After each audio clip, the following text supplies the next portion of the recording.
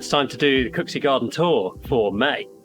All right, so we wanted to just give you a quick tour of our garden so you can see what's looking really good now, what's about to come out in bloom, what we're nearly able to harvest and what our plans are for the future, so we can see how everything's looking and what's exciting right now.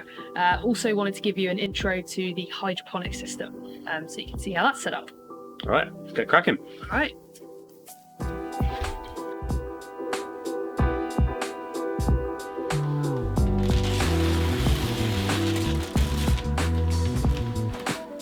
This is where everything starts out, grow tents. This was a DIY solution made out of some PVC piping. It's covered in a kind of like white mylar material to reflect all the light inwards. So in here is all the seedlings. It's where we grow our seedlings for the garden and some of the hydro systems as well. We're getting ready for our second set of planting. So there's some radishes and some kale and some spring onions on the go, ready to go out in the garden in a couple of weeks. And then there's some trays of rock wool cubes, which will be for the hydro systems.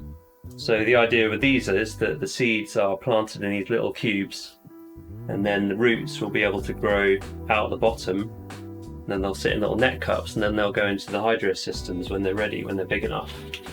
These are sitting under, well, they're both sitting under grow lights, but you can switch between the colours. You've got blue for vegetative growth, and then you've also got red for when you want things to flower a bit more, which you probably won't use so much for the seedlings, but if you're growing chilies and tomatoes and stuff like that, you need them to flower in order to grow the fruit. An important feature when growing indoors especially is to have enough airflow.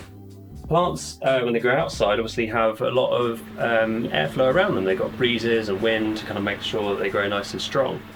Indoors you don't have that unless you provide it, so they really need that, and it's probably something I need to upgrade actually in the future, because at the moment all I've got is these old computer fans, which do the job, but it probably needs a little bit more for the space there is to make sure that they're getting all the airflow they need and very nice and strong. So down the bottom is where the sort of bigger plants grow. Some chilies and some aubergines and some soil to see how they get on under the light. And then behind them is a deep water culture system, which is a hydroponic system where, again, the plants are just sat in these little net cups and then the roots are just exposed directly to the nutrient solution with an air stone in there that will bubble away to make sure they get lots of oxygen, to make sure they grow nice and big. Like all the stuff, it's a bit of an experiment, but it's great to have this little space up here to make sure our seedlings grow nice and big and quick and strong, so we can get them out into the garden, so we can get them out into all the hydroponic systems and get more food on the go.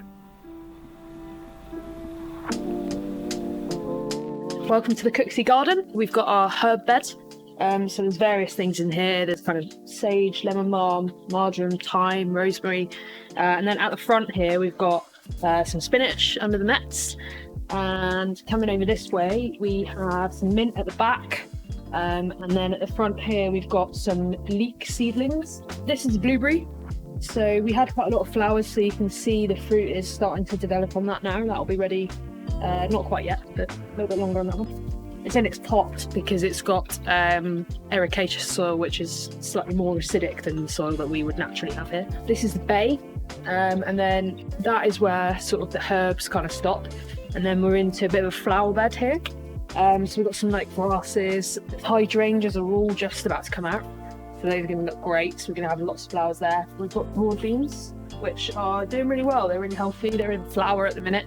At the back here we have Jerusalem artichoke, and those are going to get quite a bit taller, and there'll be some nice flowers on those as well. And then down the front, this is lettuce. It's like a kind of romaine type lettuce. Here we've got a couple of lines of parsnips. You can see the difference quite clearly with the ones we started inside rather than seeding out direct. It'll be interesting to see how the roots compare, because they sometimes don't like being transplanted. So the ones we seeded direct might have a more, regular root shape. So we'll see how that comes along. And then in front of that, these are all beetroot. We've got like the traditional kind of bright red beetroot, which is like a bold tardy, which you've probably seen before, with the kind of red stems. And then there's a bunch of other ones in there. So we've got a bit of a rainbow mix. So hopefully we'll get some nice colourful beetroot. Garlic should be ready in, a month or two perhaps.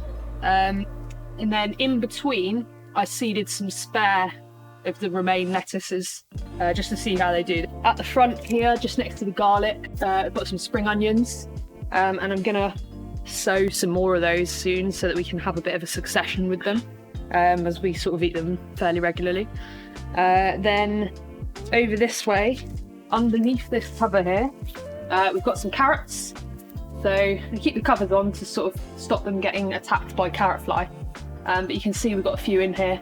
The orange ones germinated more regularly, and the purple ones didn't all germinate, so there's some gaps, so we'll replant those with some fresh seeds at some point. Behind the carrots there, we've got some Savoy cabbage.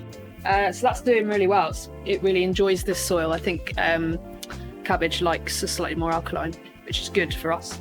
So we've got a butternut squash here, so it would either sprawl or, as I've decided to do, grow up a trellis to hopefully keep it off the ground, so it kind of avoids disease a little bit more. Similarly, and in the same family, we've got melon here. So this is a cantaloupe, I think it's called Halley's Best Jumbo. So hopefully that's also going to train up this trellis. So there's quite a few more flowers in here. Some of them have gone over and some of them are yet to come out. Generally a really nice colour mix with things going up and down, and that helps with all the pollination and all the other plants as well. We've put a few sunflowers in, so hopefully we'll get some nice tall colour there. And then at the back, we've got the raspberry patch. We've got a golden raspberry, and then on the right of that over there is a more traditional red raspberry. They're both very tasty, and they've just been coming into fruit now. At the front here, we've got the strawberry patch. So we've got various strawberry plants in there. So those are all just coming up now. And then this is the tomato patch. So we've got mostly honeycomb tomatoes, which is a very small, orange coloured cherry tomato, which I've heard is lovely. I haven't actually tried it, so I'm looking forward to trying it. And then in the middle, there's one money maker, which is more traditional kind of red cherry tomato. Got 2 aubergines. Just in the gap there that you can see. They get nice kind of sun and warmth on that back wall, so we'll see how they come up. And actually that's been an interesting one to compare, because we have one more aubergine plant which we've left in the grow tent, and actually it's thriving really well in the grow tent. On the right of that we have the potatoes, so good range here. We've got a Charlotte potato, and then a Vivaldi, and then a Maris Piper. Which are all doing well. As you can see, that one's just come into flower now, so it won't be long until we can start to harvest that. And that's it.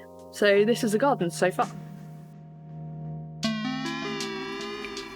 This is the hydroponic system. A little bit of a work in progress and a bit of an experiment, but the plan is to expand it over time and kind of see what works.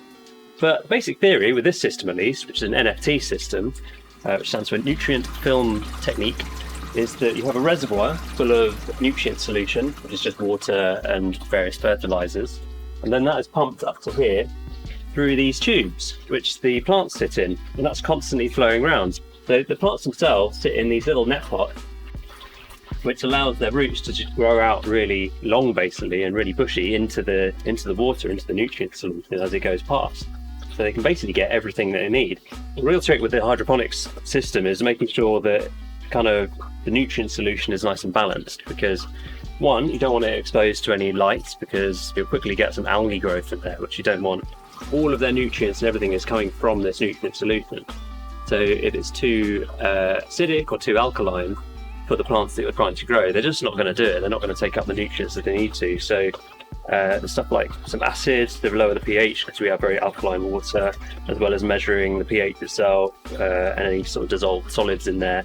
And then when you're adding, the adjustments themselves or nutrients, to the milliliter, basically, to try and get it as exact as you need it. But it's pretty simple. This is just made out of some drainage pipe and some bits of guttering. So we'll kind of see how it goes.